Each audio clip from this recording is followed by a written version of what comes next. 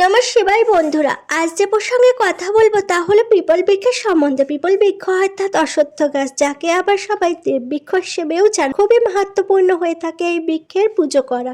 এই বৃক্ষের পুজো করার ফলে সমস্ত দেবী দেবতাদের আশীর্বাদ প্রাপ্ত করা যায় অতি সহজে। এমনটা বলা হয় যে অশ্বত্থ বৃক্ষের শিকড়ের নিচে দেবী দেবতাদের স্বর্গস্থান, সমস্ত দেবী দেবতাদের নিবাস স্থান হয়ে থাকে এই বৃক্ষ।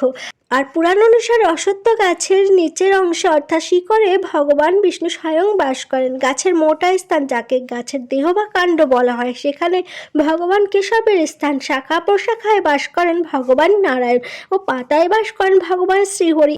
এবং ফলের মধ্যে সমস্ত দেবী দেবতার সাথে যুক্ত অচ্যুত সর্বদা বাস করেন। অশ্বত্থ গাছের পুজো করলে সুখ সমৃদ্ধি ধন বৈভব সমস্ত সুখ ভোগের প্রাপ্তি ঘটে। মনের মধ্যে থাকা যে কোনো মনোকামনা পূরণের জন্য অশ্বত্থ গাছের পুজো করার সময় সেই মনের ইচ্ছাটি মনে মনে চিন্তা করতে করতে যদি পুজো করা যায় তাহলে তা অতি শীঘ্রই পূর্ণ হয়ে যায়।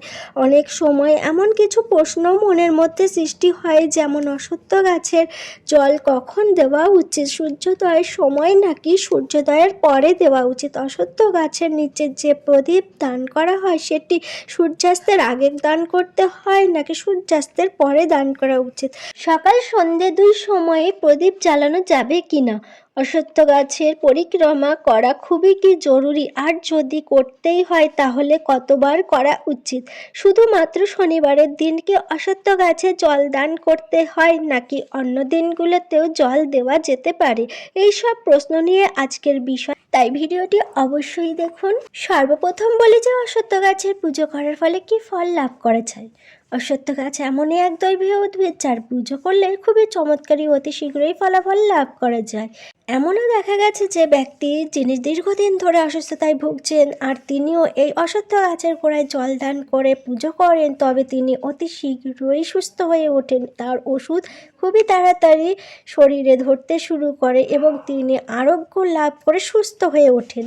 যদি কেউ আর্থিক স্থিতির দিক থেকে চিন্তিত আছেন, শারীরিক দিক থেকে, মানসিক দিক থেকে খুবই চিন্তিত থাকেন ও প্রচণ্ড পরিমাণে শোকাহত হয়ে পড়েন, ধার দেনায় ডুবে আছেন, এমন সমস্ত সমস্যা, আর যদি তিনিও অশ্বত্থ গাছের পুজো করেন, অশ্বত্থ গাছে একটু জল দান করেন ও প্রদীপ জ্বালিয়ে তারপর পরিক্রমা করেন, তবে সেই সকল সমস্যা থেকে তিনি অতি শীঘ্রই মুক্ত হতে পারবেন। অশ্বত্থ গাছের পুজোর অনেক চমৎকারী উপায় ও ফল লাভের কথা শাস্ত্রে অনেকভাবে উল্লেখ করা আছে, আর যারা অশ্বত্থ গাছের পুজো করেন তাদের অনুভব বড়ই চমৎকারী হয়ে থাকে। তারা বড়ই প্রসন্ন হন যারা অশ্বত্থ গাছের নিয়মিত পুজো করে থাকেন, কারণ এর ফল খুবই শীঘ্রই পাওয়া যায়।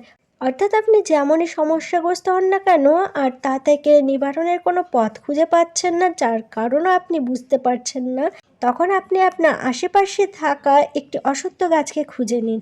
এরপর প্রত্যেক শনিবার দিন সেই বৃক্ষে জল দান করুন ও সন্ধ্যের সময় একটি প্রদীপ জ্বালিয়ে দিন। দেখবেন খুব তাড়াতাড়ি আপনি আপনার সমস্যা থেকে মুক্তি পেয়ে গেছেন। কারণ আমাদের শাস্ত্রে বলা হয়েছে যে অশ্বত্থ গাছে অনেক দেবী দেবতারা বাস করেন। 35 কোটি দেবী দেবতা এই অশ্বত্থ গাছে বিরাজমান অবস্থায় আছেন। স্বয়ং ভগবান শিব ও ভগবান ব্রহ্মাও এই বৃক্ষেই বাস করেন। সময় সময় মা লক্ষ্মীও এই বৃক্ষে বাস করেন। এই রূপ 35 কোটি দেবী দেবতার আশীর্বাদ প্রাপ্ত করা যায় অতি সহজেই। ভগবান শ্রীহরির আশীর্বাদও লাভ করা যায়। এছাড়া পিতৃদেরও এই বৃক্ষেই বাসস্থান, সেই জন্য পিতৃগণের আশীর্বাদ সকলের মাথার ওপরে থাকে। তাই যখন অশ্বত্থ গাছে পুজো করে ও একটু জল নিবেদন করে তাদের কৃপা প্রার্থনা করা হয় ও তখন অতি শীঘ্রই সমস্ত মনোকামনা পূর্ণ হয়ে যায়। এছাড়া যে কোনো সমস্যাগ্রস্ত অবস্থায় থাকলে সেই সমস্যা থেকেও খুব তাড়াতাড়ি মুক্তি লাভ করা যায়। এই কারণেই অশ্বত্থ গাছের পুজো করা খুবই চমৎকার ও লাভ প্রদানকারী হয়ে থাকে। তাই আপনিও যদি কোনো কারণে সমস্যার সঙ্গে ক্রমাগত লড়াই করে চলেছেন, তবে একবার অশ্বত্থ গাছের পুজো করে দেখুন, খুবই তাড়াতাড়ি আপনি ফলাফল দেখতে পাবেন। এখন প্রশ্ন হলো, কতগুলি শনিবার অশ্বত্থ গাছের পুজো করলে আপনার লাভবান হবেন? এমতো অবস্থায় 7টি শনিবার অশ্বত্থ গাছের পুজো করতেই হবে, কিন্তু লাগাতার 11 বা 21টি শনিবার পুজো করা যায় বা এর অধিকও পুজো করা যেতে পারে। যেমন যাদের শনির সাড়ে চলছে বা ঢাইয়া চলছে, তাহলে তারা নিরন্তর প্রতি শনিবার করে অশ্বত্থ গাছে জল নিবেদন করতে পারেন। যতক্ষণ ঢাইয়া শেষ না হচ্ছে ততক্ষণ তো নিরন্তর জল নিবেদন করতেই হবে, কারণ এই ঢাইয়া বা শনি সাড়ে চলাকালীন যে সমস্যাগুলি সৃষ্টি হয় তা খুবই অসহ্যনীয় হয়ে থাকে, সেটি মানসিক দিক থেকেই হোক বা আর্থিক দিক থেকেই হোক। আর যদি আপনি প্রতি শনিবার অশ্বত্থ গাছের নিচে জল নিবেদন করতে থাকেন, তাহলে এই যে শনিদেবের জন্য যেসব সমস্যা সংকট সেই সব দূর হয়ে যাবে। কমপক্ষে 7টি শনিবার তো করতেই হবে। এবারে প্রশ্ন হলো যে অশ্বত্থ বৃক্ষে কি শুধু শনিবারের দিনেই জল দেওয়া যায়? এমতো অবস্থায় রবিবার দিন ছাড়া সপ্তাহের যে কোনো দিনে জল দিলে তা ভালো হয়, কিন্তু শুধুমাত্র যদি শনিবারেই জল দান করা যায় তবে এর ফলে দ্বিগুণ ফল লাভ হয় ও সমস্যাগুলিও কেটে দূরে চলে যায়। শনিবার হলো এক বিশেষ দিন ও শনিদেবও বলেন, যে ব্যক্তি শনিবার দিন অশ্বত্থ গাছে জল নিবেদন করবে আর তার জীবনে কোনো প্রকার শনির সম্বন্ধীয় কোনো সমস্যা চলতে থাকে, তবে সেই সমস্যা থেকে আমি তাদের দ্রুতমুক্ত করে দেব। এছাড়া যার ওপর শনি সম্বন্ধীয় কোনো সমস্যা হয়ে আছে আর এই শনি পীড়া নিরন্তর যিনি বহন করে চলেছেন তিনিই জানেন। এছাড়া শনিদেব আপনার ওপরে যদি কোনো প্রকারের কুপ্রভাব ফেলেন, তো তাহলে আপনার জীবনে আর্থিক, শারীরিক, মানসিক এই সমস্ত দিকগুলির বিশেষভাবে খারাপ প্রভাব পড়তে থাকবে। তার ফলে সমস্ত প্রকারের সমস্যা আপনার জীবনেই ঘটতে থাকবে। শনিদেব হলেন কর্মফলদাতা, তাই তিনি মানুষের কর্মের ভিত্তিতেই ফল প্রদান করে থাকেন। তবে শুধুমাত্র শনিবার দিনেই জল নিবেদন করলে হবে, এর ফলে পিতৃগণের কৃপা ও আশীর্বাদ পাবেন। শাস্ত্রে বলা হয়েছে যে শনিবার দিন অশ্বত্থ গাছে মা লক্ষ্মী বাস করেন। শনিবার দিন যদি কেউ অশ্বত্থ গাছে পুজো করে তাহলে মা লক্ষ্মীর কৃপা লাভ করতে পারে। শ্রীহরি বিষ্ণুর সহিত মা লক্ষ্মীর বাস হয়ে থাকে সেই ঘরে, সেখানে মা লক্ষ্মী চিরস্থায়ীভাবেই বাস করেন।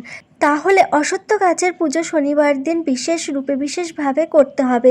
যদি মনে হয় তবে সোমবারের দিনও জল দেওয়া যেতে পারে। মঙ্গলবারের দিনেও অশ্বত্থ গাছে জল দান করলে লাভদায়ক হয়ে থাকে, কিন্তু শুধুমাত্র শনিবারের দিনে জল দান করলে সমস্ত রকমের মনস্কামনা পূর্ণ হয়ে যায় আর সর্বপ্রকারের সমস্যা থেকে মুক্তি লাভ ঘটে। এর পরের প্রশ্ন হলো, অশ্বত্থ গাছের জল সূর্যোদয়ের আগে দিতে হয় না সূর্যোদয়ের পরেই দিতে হয়? শাস্ত্রে এমনও বলা হয়েছে যে অশ্বত্থ গাছে জল নিবেদন করা উচিত সূর্যোদয়ের আগে, তবে অনেক সময় এমনও বলা হয়েছে যে ভোরের সময় জল দেওয়া উচিত, অর্থাৎ সূর্যোদয়ের আগে মানে খুব অন্ধকার থাকবে এমন সময়, যেমন ভোর 3টে, 3:30 এমন সময় যখন ব্রহ্ম মুহূর্ত থাকে তখন জল দেওয়া যায় না অশ্বত্থ গাছে। ঠিক সূর্য ওঠার কিছুক্ষণ আগে অশ্বত্থ বৃক্ষে জল দেওয়া খুবই সুফল মেলে। শনিবার দিন যখন অশ্বত্থ বৃক্ষে জল দেওয়া হবে তারপর অশ্বত্থ বৃক্ষকে স্পর্শ করা উচিত। শনিবার দিন এমন একটি দিন, যদি কেউ এই অশ্বত্থ গাছকে স্পর্শ করে, তাকে প্রণাম করে, তবে বহুগুণ অধিক পুণ্য ফলের প্রাপ্তি ঘটে আর শনিদেবের কৃপা লাভ হয় এবং সাথে মা লক্ষ্মীর কৃপা আশীর্বাদ লাভ হয়। তাই অবশ্যই শনিবারের দিন অশ্বত্থ বৃক্ষকে স্পর্শ করে তার পরিক্রমা করা উচিত।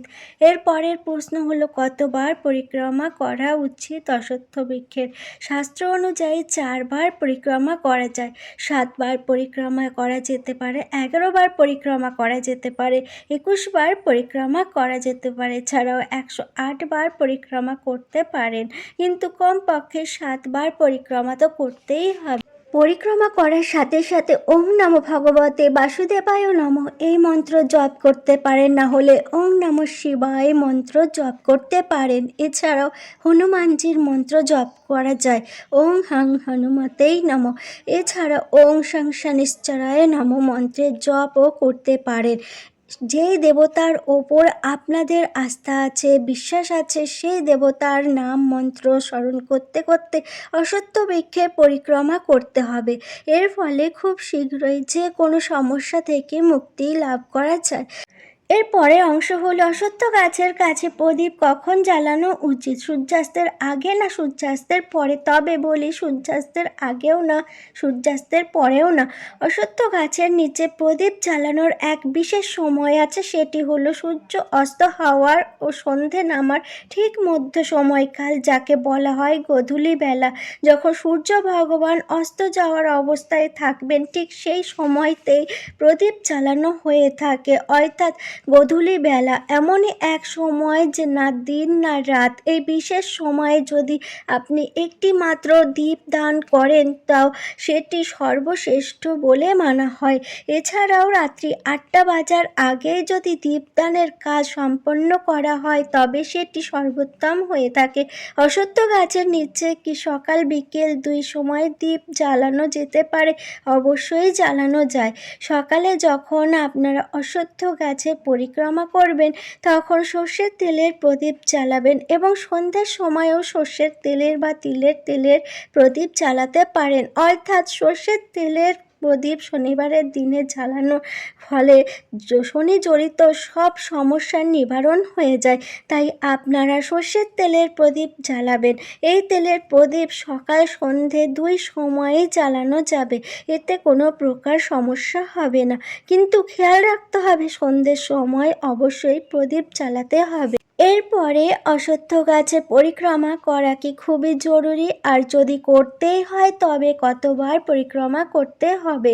হ্যাঁ, পরিক্রমা করা খুবই জরুরি। অশ্বত্থ বৃক্ষের পরিক্রমা করার ফলে সকলের দুঃখ কষ্ট বেদনা ও নানা প্রকারের সমস্যা দূর হয়ে যায়। অশ্বত্থ গাছে পরিক্রমা করার ফলে সকল প্রকার সমস্যা রোগ জ্বালা থেকে মুক্তি মেলে। তাই যে ব্যক্তি যেই প্রকারের সমস্যার সাথে জড়িত সেই ব্যক্তি সেই প্রকারের সমস্যার কথা মনে মনে স্মরণ করতে করতে 7 বার বা 21 বার পরিক্রমা করে নিয়ে জল দেওয়ার পরে যদি সময় থাকে তবে কিছুক্ষণ অশ্বত্থ গাছের ছায়ায় বসে এই মন্ত্রগুলি জপ করতে পারেন।